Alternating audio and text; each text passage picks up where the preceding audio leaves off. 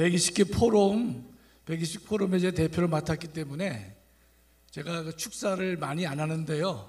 초창기라 제가 몇 개를 하고 있습니다. 그래서 이제 그 일정 때문에 그런 것이에요. 제가 오늘은 북한 인권 보고서, 그다음에 문재인이 최근에 뭐 영화를 만든다고 떠드는데 하도 한심해가지고 좀 보겠습니다.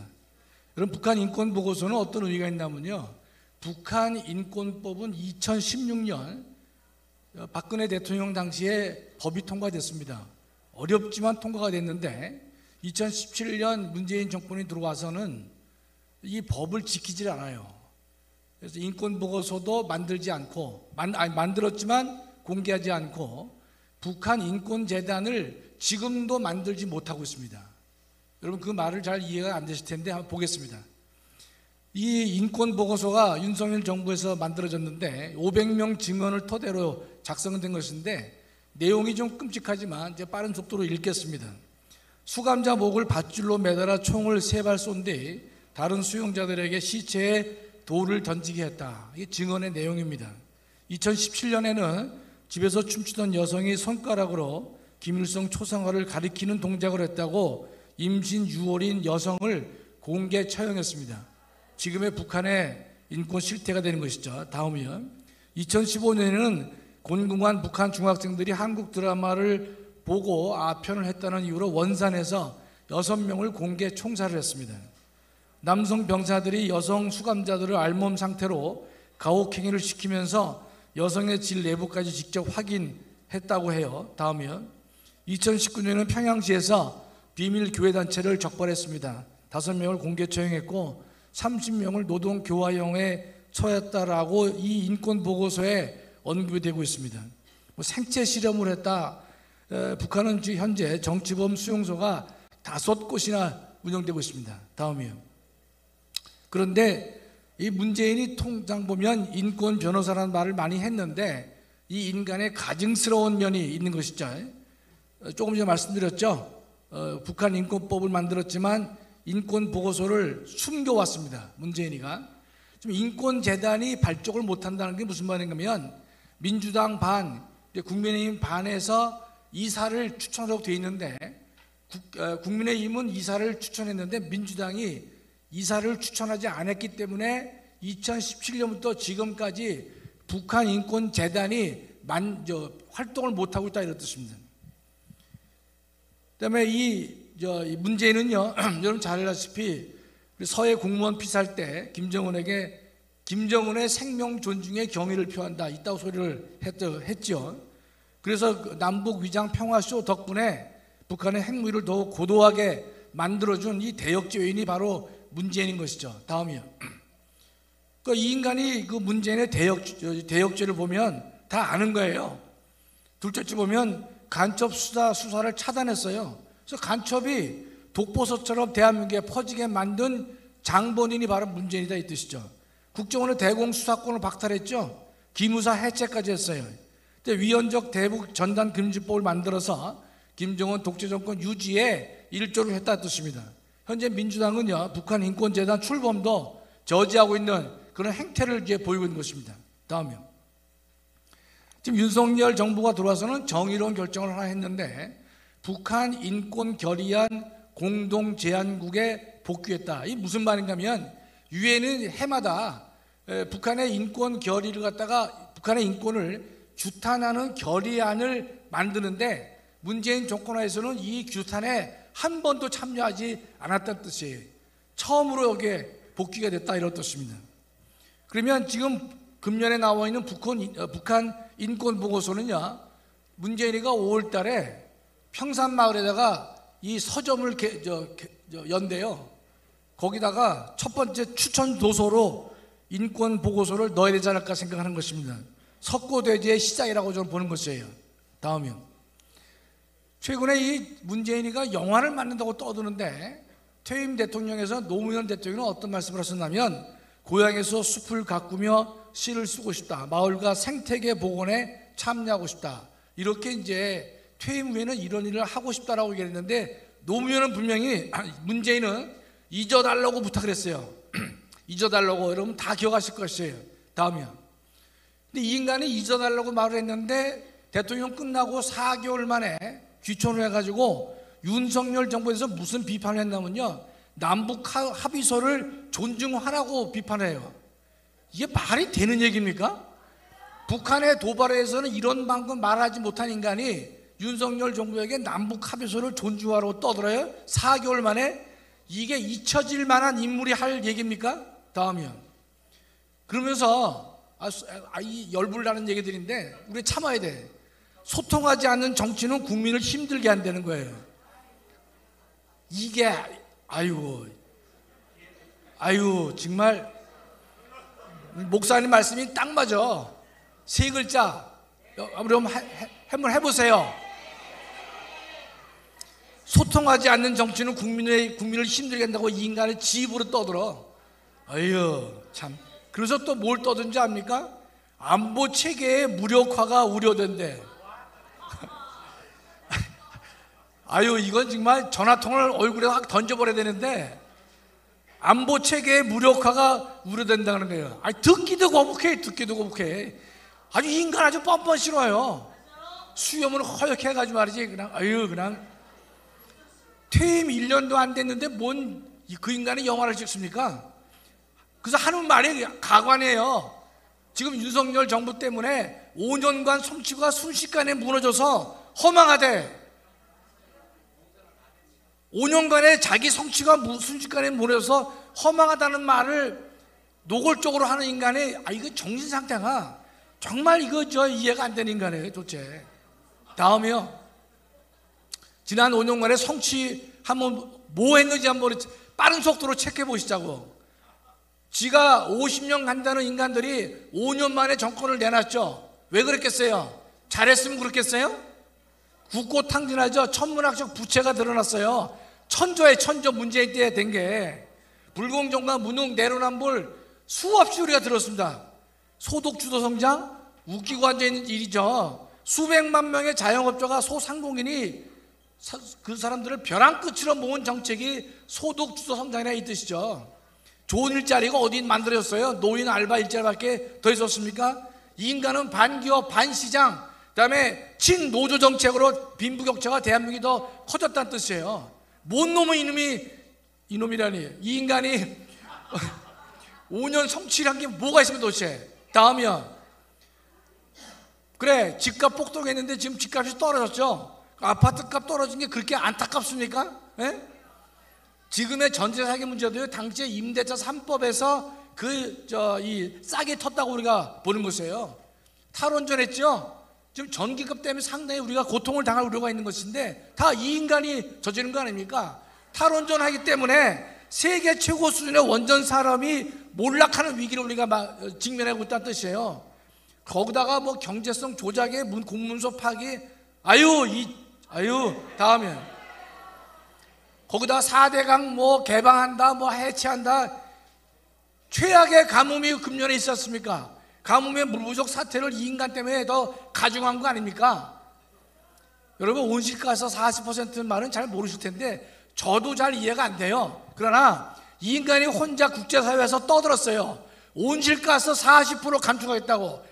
모든 학자들이 되지 않는다고 얘기를 했는데 제가 왜 여기에 속이 터지는가 하면 파리 협약을 보면요. 국가가 이 얘기를 하지 않습니까? 국가가 다시 이걸 번복을 못하게 돼 있어요. 그러니까 이 개 뭐가 40% 혼자 가서 폼 잡고 떠들고 대한민국에는 엄청난 기업에 부담을 줬단 말이죠. 파리 협약에 국가가 이걸 40% 얘기했으면요. 다음 정부에서 감축하는 얘기를 못하게 돼 있어요. 국제 협약에. 혼자 가서 잘난 체는 이 인간이 청렴 약속을 해가지고 대한민국 전체에 근데 기업에 부담을 주고 있단 말이죠. 그러면서 탈원전까지 하는 인간이 무슨 온실가스를 감축합니까? 정말 이게 의로운 분노가 아니라 분노가 터져가지고 여기 앉아있으면 내 전화통을 확 던지고 싶은 거예요. 제가 저는 살면서 전화통 한번 던진 적이 있어요. 전화통 한번 던진 적이 있어요. 내가 교수한테. 근데 이 인간이 5년간 또 뭐 했죠? 남북 이벤트에만 매달렸잖아요. 북한은 최근에 보니까 핵 어뢰를 만들었대. 핵 어뢰. 근데 놀라운 거는요, 이 핵어뢰를 언제부터 준비했느냐? 12년 전부터 준비했다라고 북한이 발표했어요. 그러면 남북 이벤트가 다 이게 허당이란 말이죠. 핵어뢰가 이게 쏘아지면 무슨 뭐 쓰나미 현상이 있어가지고 엄청나게 우리한테 불리한 것인데 12년 전부터 만들었다고 되어 있는데 민주당 인간들은 반성 하나 하질 않아요. 우리 공무원 사살됐는데 북한의 눈치만 맞죠. 간첩 수사 중단했죠. 넘기겠습니다. 조국 일가 비리가 드러나는데 이 인간은 비호했죠. 비호. 제가 칼럼을 쓰다가 조국 비판을 2번 했더니만 신문사에서 그만 써달라고 저한테 칼럼을 썼는데 조국 비판 2번을 제가 날카롭게 했더니만 더 이상 제 원고를 안 받겠다 그랬어요. 그게 조국이야. 조국. 자기 친구 울산시장 하기 위해서 청와대 관련 부처 경찰 총동원했는데 아직도 진도가 안 나가고 있어요.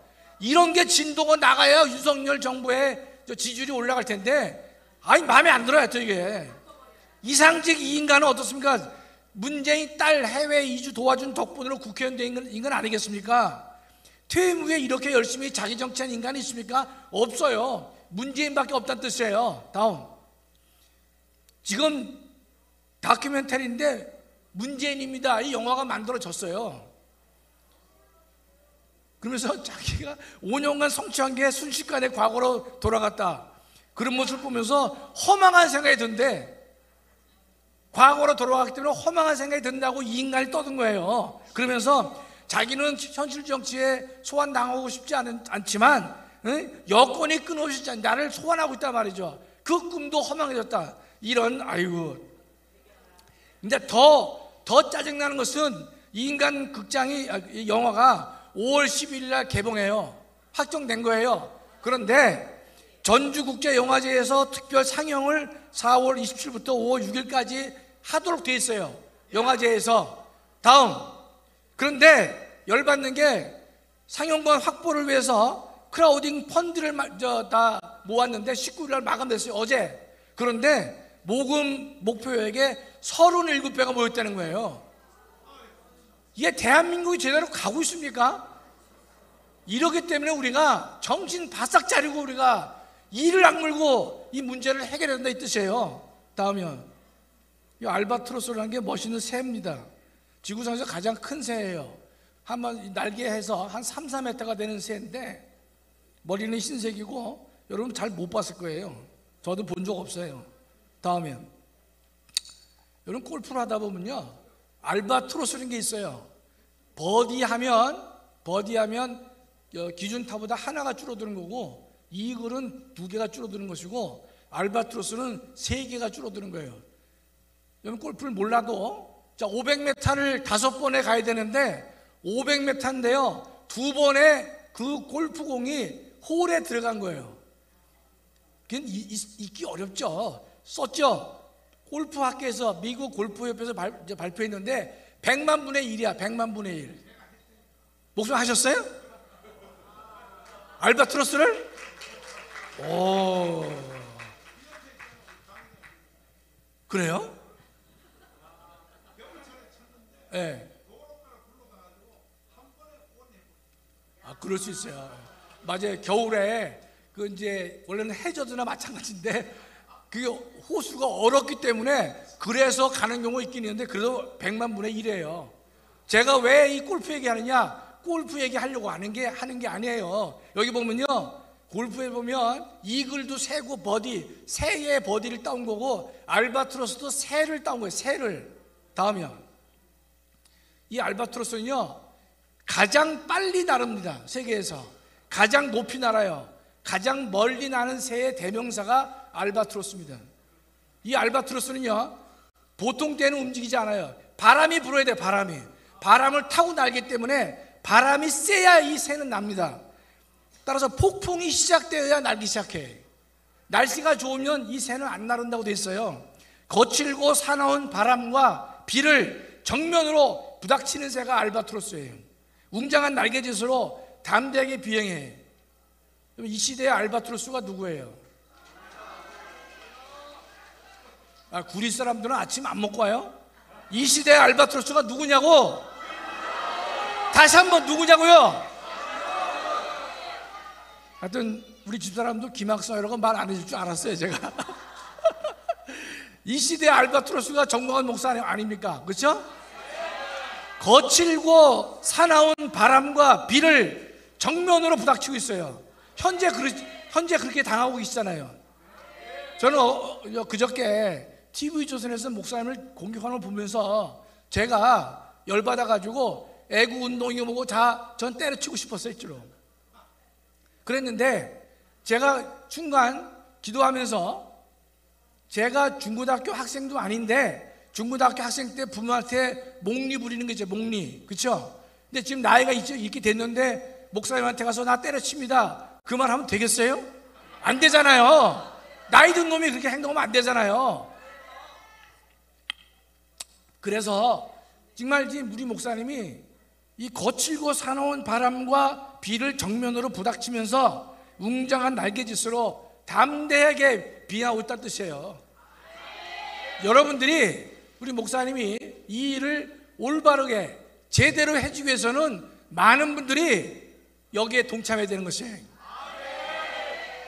여기 많이 모였지만 제 성에 안 차요.